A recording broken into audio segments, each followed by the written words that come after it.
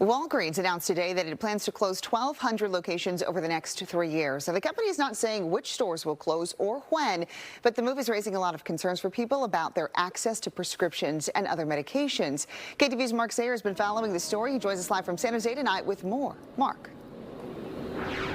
Well, Christina, this announcement from Walgreens comes at the same time that some other big chains have also recently announced closures. Customers say not only do they appreciate the convenience of neighborhood pharmacies, but they're also concerned about the loss of access to face-to-face pharmacists.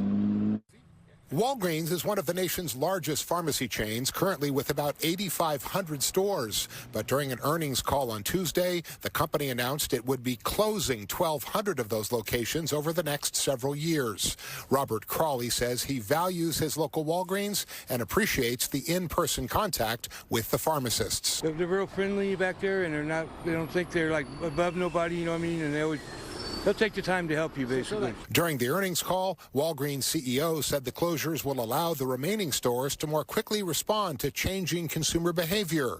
Portia Gage says any pharmacy closure can be difficult for a neighborhood. No, I think pharmacies are very convenient, and they have a lot of materials that you can get in there very conveniently. Analysts say competition from online marketplaces and dollar stores are likely behind the planned Walgreens closures. I think one of the biggest challenges is really economic pressure on the prescription business. I think reimbursements have really gone down, and it's much more difficult to make money from that segment. This all comes on the heels of an announcement by rival CVS that it will be closing about 900 stores nationwide.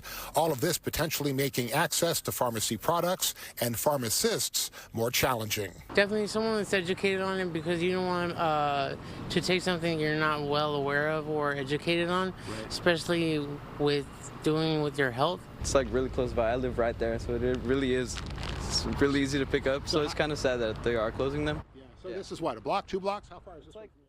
Now, Walgreens operates about 550 stores here in California. That's the most of any state outside of Florida. We did reach out to Walgreens today. A spokesperson told us at this point they have no additional information to add about the specific locations that are targeted for closure.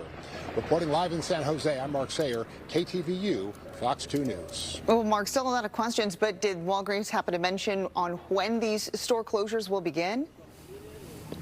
In a general sense, they did, Christina. In their earnings conference call today, they indicated that they plan to close at least 500 of them over the next year, between now and about the same time next year. So there'll be 500 first, and then the additional 700 beyond that will occur in years 2 and 3. So they're not wasting any time with big chunks of closures coming up in the near term. Mark Sayer, live in San Jose tonight. Mark, thank you.